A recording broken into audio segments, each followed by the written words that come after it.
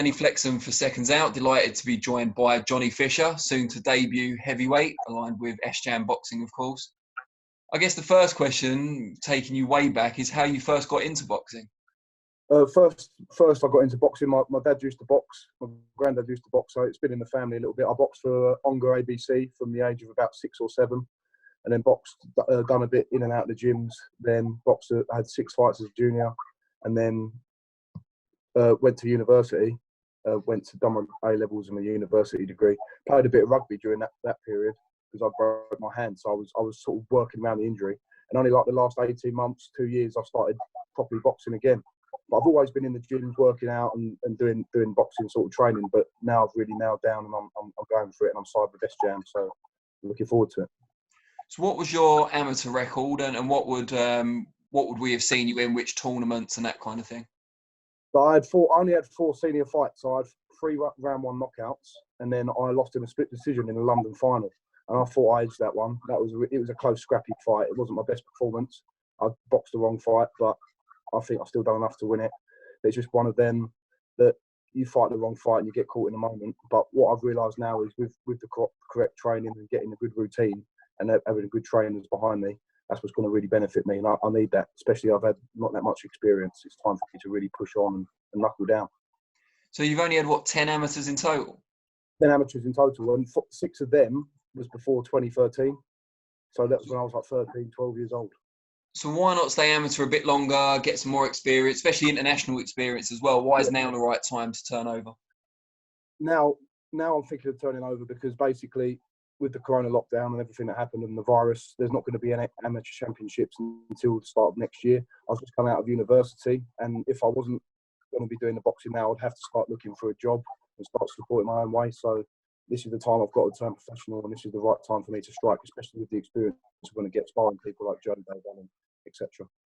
And with such limited amateur experience, how did you catch the eye of Sam Jones at SJAM? Because he's very high on you. If you've not been out that much, how did he become aware of you? Really what it was, I was speaking about this last night. I was at university. I saw that Joe needed some sparring. I just slid into his DMs on Instagram and said, do you need any sparring? Because I was just, at that point, I was really hungry, just wanting to get involved and really knuckle down the boxing. And he said, yeah, come along. Sparred Joe a couple of times, done well. And I came back again Christmas time and sparred him again before he was meant to fight for the European title fight. And then after that, I got invited to Vegas to spar him in the camp for the Dubois fight. And I thought, this is amazing.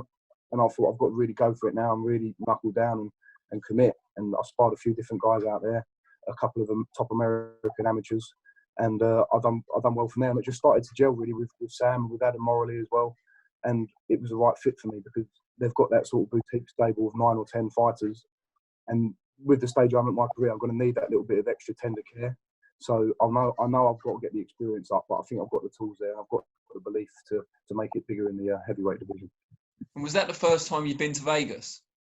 First time I've been to America, so wasn't the way you'd expect to go to Vegas, whoever's on a lad's holiday or on a stag do. But yeah. For me, that was the perfect way for me to go to Vegas because I'm not a drinker anyway, and I love training and going to the UFC gym out there as well and the performance. It was an unbelievable experience for me. Was it right you had your 21st birthday while you were over there? Yeah, it was my 21st birthday when we was out there. So we had a lovely meal at STK Vegas. I had a nice steak and loads of food, and we had a good time. But straight back into training on every day. So no rest for the wicked, as they say. And did you not consider kind of staying either in education or using your degree? Because you've got a history degree, haven't you? You graduated this year. Yeah, literally just graduated a couple of months ago with a history degree from the University of Exeter. What I was going to do a law conversion course and go into do my barrister course and things like that. I've done some work experience up city firms.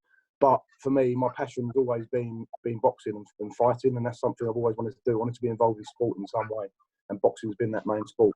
But it's good that I've got that degree now behind me because now I've got that in the bank. Now it's time to fully focus on boxing. That was a difficult thing as well when I was training at university. I was coming back for a week. I really didn't have a routine at all because I was going there doing rugby training, doing boxing, and then coming back having a fight here, having a fight there. It wasn't beneficial for anyone involved. So now it's time for me to act like a professional and be a professional and really knuckle down.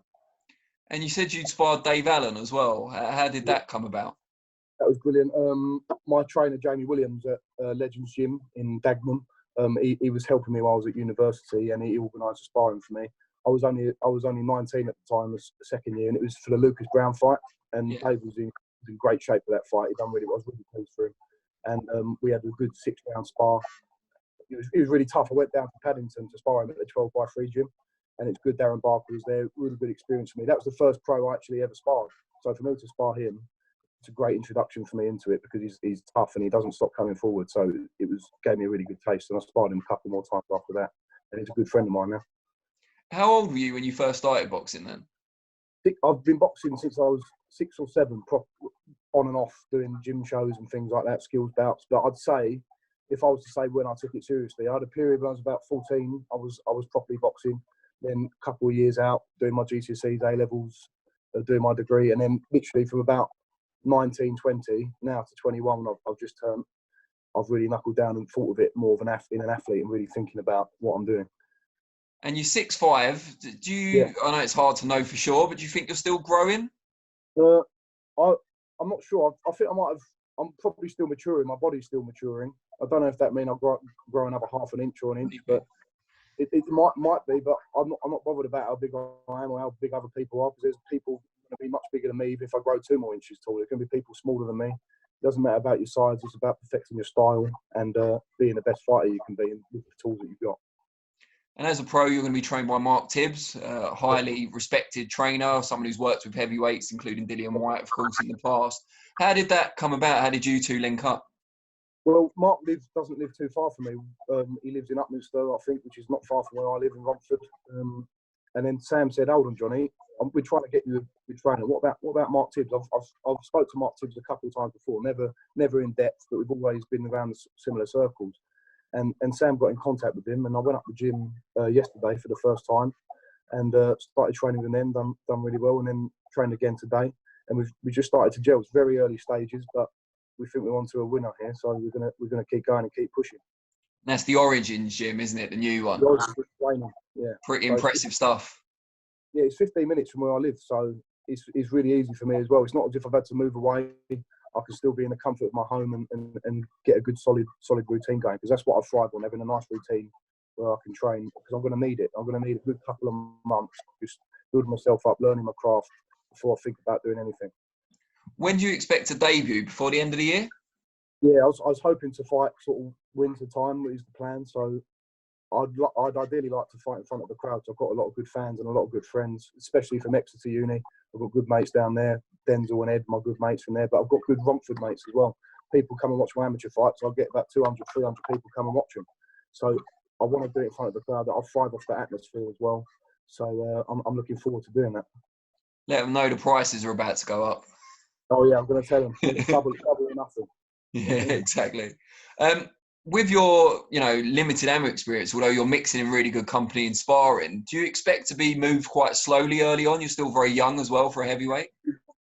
Yeah, well, the plan is I'm thinking long term, and I'm thinking of long term goals. And my aim is not to be in boxing just to mess about at sort of lower level, regional level. I want to go to European and world level.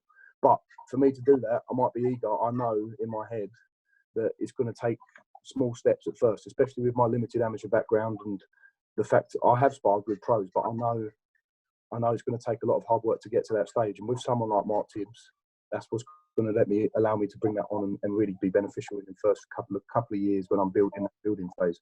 But if a fight comes up and somebody wants to have it, I'll give it to them, because we're in a fight game. This is heavyweight boxing, and we want to give people a good show at the end of the day.